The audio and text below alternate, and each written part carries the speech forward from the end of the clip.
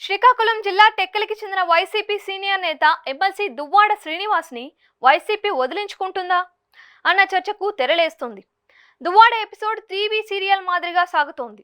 ఆయన వ్యక్తిగత జీవితం ఒక సెక్షన్ ఆఫ్ మీడియాకు మేతగా మారుతుంది. వారు దువ్వాడకు వైసీపీకి ముడిపెట్టి బదనం చేస్తున్నారు.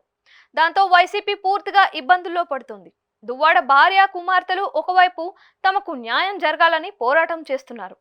దువ్వాడ విషయంలో మరో మహిళ ప్రమేయం ఉందని వారు ఆరోపిస్తున్నారు. ఇవన్నీ కూడా సభ్య సమాజంలో విమర్శలుగానే ఉన్నాయి. సగటు జనాలు నైతిక విలువలను ఎక్కువగా పట్టించుకుంటారు. వారికి లోటుపాట్లు ఎవరిది తప్పు రైటు అన్నది అవసరం లేదు. పైపెచ్చు వైసీపీ అధినాయకత్వం చూస్తే తరచూ విమర్శలు విశ్వసనీయత అని చెబుతూ ఉంటుంది. వైసీపీ ఓటమి తర్వాత వరుసగా ఒక ఎంపీ విషయంలో ఒక మహిళా అధికారిని పెట్టి విమర్శలు చేశారు. అదలా ఉండగానే ఇప్పుడు దువ్వాడ ఎపిసోడ్తో సోషల్ మీడియాలో వైసీపీ ట్రోలింగ్కి గురవుతుంది.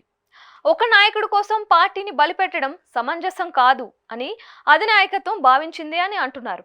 అందుకే దువ్వాడను పార్టీకి ఎమ్మెల్సీ పదవికి రాజీనామా చేయమని అధినాయకత్వం ఆదేశించింది. ఆయన దారికి వస్తే సరే, లేకపోతే కఠిన చర్యలు తీసుకుంటారు అని ప్రచారం సాగుతోంది. ఇవన్నీ చూస్తుంటే దువ్వాడను వదిలించుకుంటారా అన్నదే అంతా తర్కించుకుంటున్న విషయం.